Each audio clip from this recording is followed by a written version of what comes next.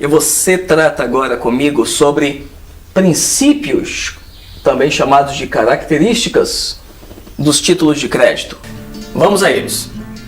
Número 1, princípio da cartularidade. Pelo princípio da cartularidade, o título de crédito só vale no original. Você não pode usar Xerox, nem que seja autenticada por 10 tabeliões, não importa. Tem que ser sempre o original.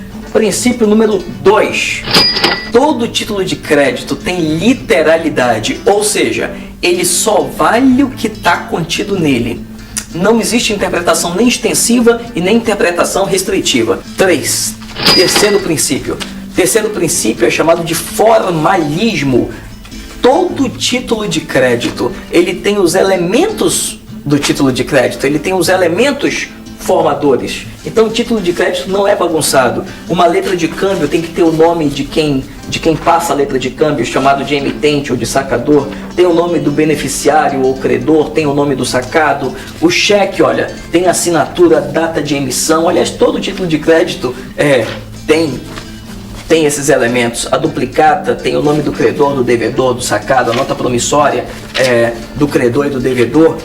E mais, existe um tipo de formalismo ainda mais hard, ainda mais vinculante, que um dia a gente vai tratar num vídeo aqui sobre classificação dos títulos de crédito. O título de crédito ele pode ser livre ou pode ser vinculado. Ele é livre quando só o conteúdo dele está previsto em lei, mas ele é chamado de vinculado quando o formato do papel também está na lei. Por exemplo, o cheque e a duplicata.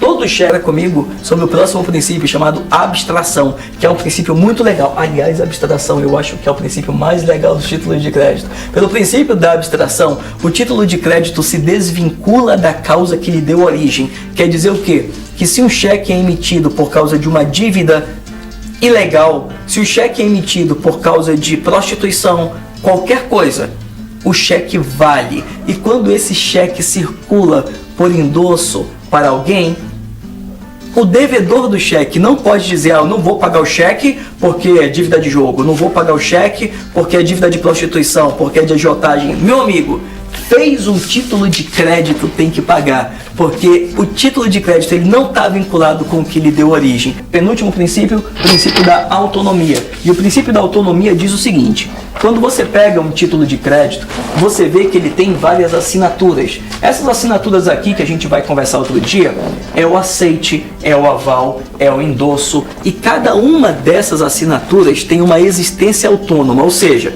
se por um acaso esse aval aqui, se ele for nulo, se esse endosso aqui for nulo, só fica nulo esta obrigação do aval e do aval e do endosso.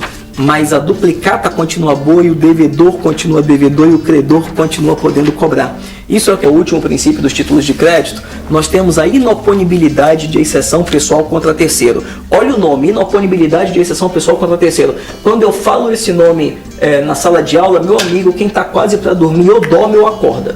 Então, inoponibilidade de exceção pessoal contra terceiro é o seguinte. Olha para cá. Exceção significa defesa. Um dia, em outro vídeo, a gente conversa sobre a origem da palavra exceção, como ela virou defesa, está lá no direito romano. Mas o fato é o seguinte: se A emite um título se prometendo pagar uma quantia de R$100, por exemplo, para B, imagine que no dia do vencimento, A não pague essa quantia porque B também está devendo para A, e A usa uma exceção pessoal chamada exceção de compensação, a excepção de compensações, que diz: olha, eu não vou te pagar porque você está me devendo. Isso é uma exceção pessoal.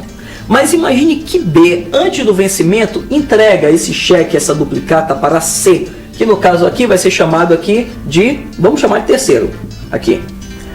Quando chega no vencimento que C chegar até A para dizer: olha, vim cobrar aqui o título, A não vai poder dizer: eu não vou te pagar, porque B, o cara que te passou o título, está me devendo. Então A não pode opor contra C uma exceção pessoal, uma defesa pessoal que tinha contra B. Então, meu amigo, basicamente essas são as 7 características, os 7 princípios ou 7 atributos, depende de qual autor você lê, dos títulos de crédito.